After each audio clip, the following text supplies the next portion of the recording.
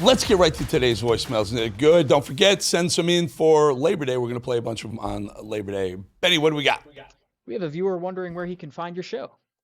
Hey, this is Todd Lester. I'm calling from South Carolina. I listen to a lot of podcasts because, yes, I have a CDL and I drive a truck. I got mine the right way, 96, and I read English fine, but most of the podcasts I listen to are not necessarily live.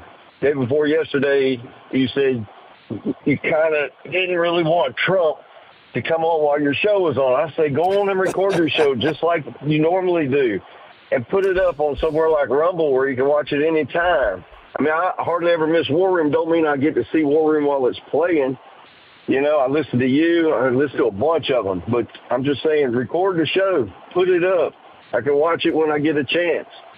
All right, so we are live on Rumble right now as we speak, but it does go. Go to RAV, go to Real America's Voice, go to the website. It lives there, I believe, for a couple of weeks, every show, so you can go back to that, or just go to my digital. Just hit that, any one of those, subscribe, and you can get it anytime on YouTube and other places there. But it's easy to find, brother. Just subscribe, and they'll send it right to your inbox, even while you're driving. I mean, just listen, don't watch, all right? All right, how about another one, Ben? We have a viewer who doesn't like call centers being outside the U.S. Yes, sir, Eric. My name is Dan. I'm calling from Lenexa, Kansas, and I just turned on the station, and I heard a woman call in about wanting to prevent call centers from being outside the United States, and I absolutely, totally disagree. The people up here that answer call centers in the United States, they're lazy, incompetent, don't want to do their job, and they lie. And I can give you multiple examples, and let me give you just a couple. Humana was trying to resolve an issue for 6 months. It took a person in the Philippines to not only address the issue, but get it resolved within 24 hours. All right, well, this is the reason why I want to put that in there is we have two sides of the same story, right? Someone doesn't like call centers outside the United States, someone who does.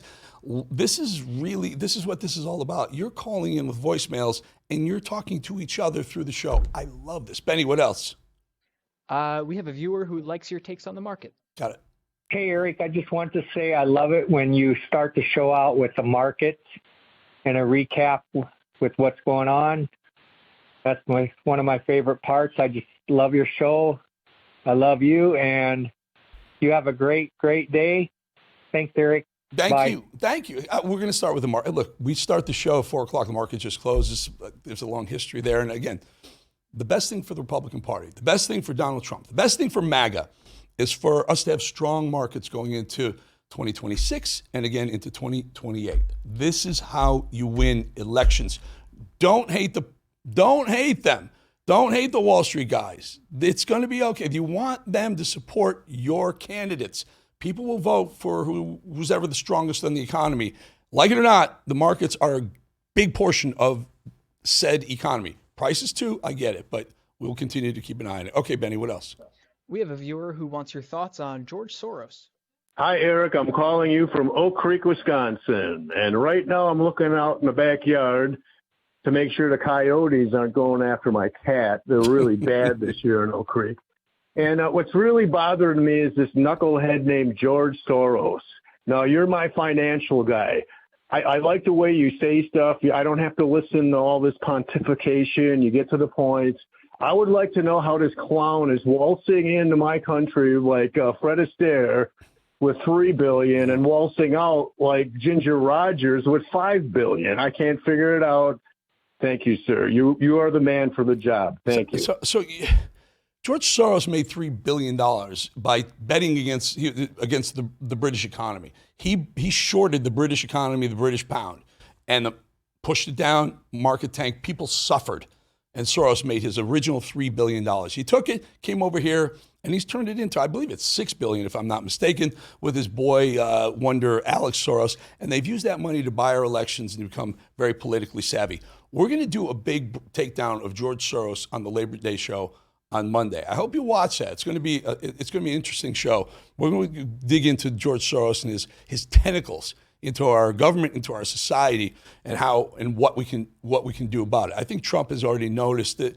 He obviously noticed it, but he's already indicated that he's going to have the FBI, Kash Patel, hopefully Pam Bondi, keep their eye on what Soroses are up to. And by the way, did we really have to give George Soros, the multi-billionaire, $260 million of money from USAID? Isn't that insane? We're going to take it all apart on the Labor Day show on Monday. In the meantime, we'll be back tomorrow with you, live show. Always great.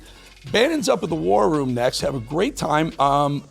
Send your voicemails in, the craziest, wacky story you got from any Labor Day. Keep it tight, 15, 20, 25 seconds or so. We'll play a bunch of them on